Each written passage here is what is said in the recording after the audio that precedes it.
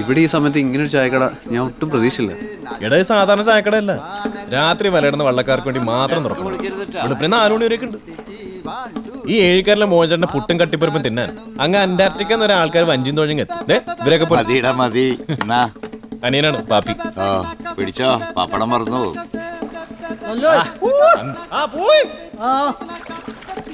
ലല്ലുവിനെ പോലെ ഉള്ളു തുറന്നൊന്ന് ചിരിക്കാൻ പോലും എനിക്ക് പറ്റുന്നില്ല. ഈ പഠിപ്പിലൊന്നും ഒരു കാര്യമില്ല. പഠിപ്പൊക്കെ വേണോടാ, അതൊക്കെ നല്ല, ഒന്നും വെറുതെ അല്ലല്ല. ലല്ലു സ്കൂളിൽ നല്ലോണം പഠിച്ചോണ്ടിരുന്നല്ലേ, പിന്നെ എന്തോ ഇഷ്യൂ ഉണ്ടായപ്പോഴല്ലേ നിർത്തിയേ? എൻ്റെ ക്ലാസ്സിൽ എന്നെക്കാളും നന്നായി പഠിക്കുന്ന ഒരുത്തരുണ്ടായിരുന്നു, ഒരു വിശാൽ. ചെറുപ്പം പോലെ ഞാനും അവനും തമ്മിൽ പഠിക്കണ കാര്യത്തിന് ഭയങ്കര മത്സരമായിരുന്നു. ഒരു ദിവസം സമയത്തിന് ഫീസ് അടച്ചില്ലെന്നും പറഞ്ഞ് അവനെ സ്കൂളിൽ നിന്ന് പുറത്താക്കി. ആ മണ്ടനാണെങ്കിൽ അതിൻ്റെ പേരിൽ ടെറസിൻ്റെ മുകളിൽ നിന്ന് താഴേക്ക് ആടി. കാശിൻ്റെ പേരിലൊരു ജീവിതം. കാശും പഠിപ്പും തമ്മിൽ എന്താ ബന്ധം? ദൈവങ്ങളുടെ പേരിലാണ് ഈ കണ്ട സ്കൂളും ആശുപത്രികളൊക്കെ. എന്നിട്ട് കഴുത്തറപ്പം കാശും വാങ്ങും. ദൈവത്തെ എന്തിനാണ് നമ്മുടെ കാശ്? അതിനാണോ ലല്ലു പഠിപ്പ് നിർത്തിയേ? ഇനി ആ സ്കൂളിൽ പോകണില്ലെന്ന് ഞാൻ അപ്പനോട് പറഞ്ഞു. അപ്പൻ എന്നെ വഴക്കുറയെന്നാണ് ഞാൻ വിചാരിച്ചത്. നിനക്ക് താല്പര്യമില്ലെങ്കിൽ നീ പോകണ്ടാ, നിനക്ക് ശരിയെന്ന് തോന്നുന്നു നീ ചെയ്താൽ മതി എന്ന് അപ്പൻ പറഞ്ഞു. നോ വേ, നമ്മുടെ അപ്പനോ? പിന്നെ എനിക്ക് വേറെ അപ്പനുണ്ട്. എടാ, നിന്റെ കല്യാണക്കാര്യത്തിന് മാത്രമേ അപ്പനെന്നെ നിർബന്ധിച്ചുള്ളൂ, അറിയോ? അതിനിപ്പോൾ ലല്ലു ധൃതി പിടിക്കണ്ട. ലല്ലുവിന് ഇഷ്ടമുള്ള സ്പാർക്കുള്ള പെണ്ണിനെ ലല്ലു തന്നെ കണ്ടുപിടിച്ച് കിട്ടിയാൽ മതി. ലല്ലു ഹാപ്പി ആയിട്ടിരിക്കുക. ഹാപ്പി ആയിരുന്നു ഇന്നലെ വരെ.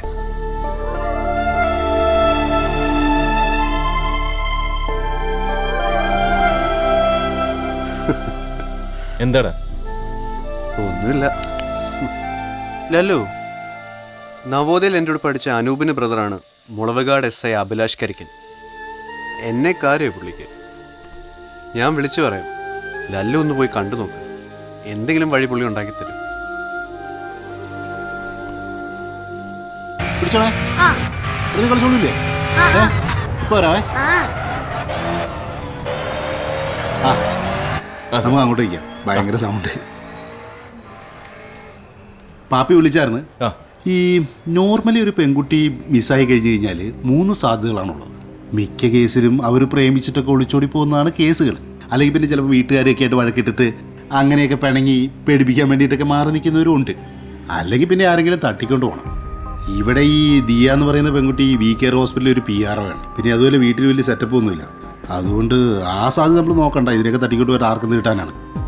പിന്നെയുള്ളൊരു സാധ്യത എന്ന് പറയുന്നത് ഇത് തന്നെയാണ്. എന്തെങ്കിലും അഫയർ ഉണ്ടായിരുന്നിരിക്കും, അങ്ങനെ വല്ല ഒളിച്ചോട്ടാൻ പറ്റോ, അതാണ് നമ്മൾ പ്രതീക്ഷിക്കുന്നത്. ഇപ്പോൾ സാർ, അതിപ്പോൾ നാട്ടിൽ ഏത് പെങ്കൊച്ചിനെ കാണാതെ പോയാലും നാട്ടുകാർ ആദ്യം പറയുന്ന കാര്യമാണ് സാർ. അയ്യോ, അങ്ങനെയല്ല. ഇതിൽ കൃത്യമായ കാര്യം ഉള്ളതുകൊണ്ടാണ് പറയുന്നത്.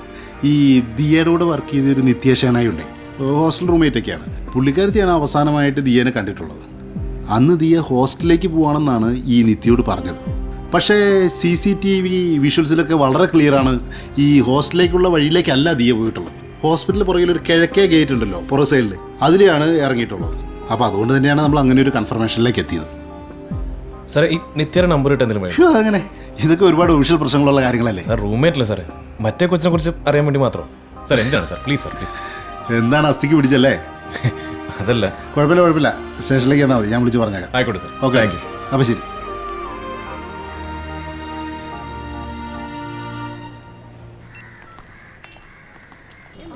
ഹലോ, എവിടെയാണ്? ഞാൻ ഈ പാർക്കിൽ തന്നെ ഉണ്ട്. പോയ കാര്യം എന്തായി? ദിയയുടെ കൂട്ടുകാരുടെ ഫോൺ നമ്പർ കിട്ടി, വിളിച്ചിട്ട് എടുക്കണില്ല. ഞാനേ നേരെ ആശുപത്രിയിലേക്ക് ചെല്ലണം. നീ ചെല്ലട മുത്തേ. അപ്പൊ അവനെ കുട്ടി, ഓമനെ കുട്ടി, എന്റെ മുട്ടിനകത്ത് പുണ്യാളാ. തിയേറ്ററിലൊക്കെ പോയി ആരെങ്കിലും പരിചയക്കാരൊക്കെ കാണും? അതൊന്നും കാണുന്നില്ലടി. ഞാനെങ്ങൂല്ല, എനിക്ക് പേടിയാണ്.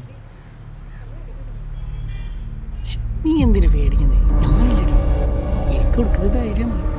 പിന്നെ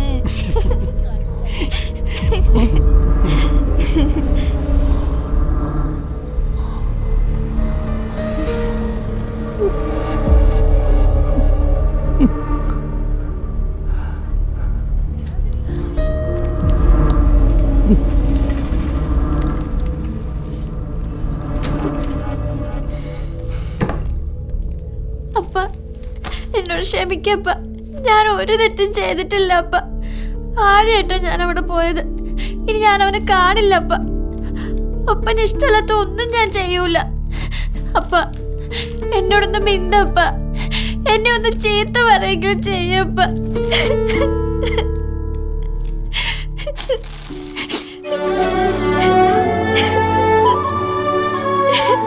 അവിടെ വന്നിരിക്കുന്ന ഓരോ കുടയുടെ തണലിലും മക്കളെ പഠിപ്പിക്കാൻ അച്ഛനമ്മമാർ കൊള്ളുന്ന വെയിലിന്റെ ചൂടുണ്ട്.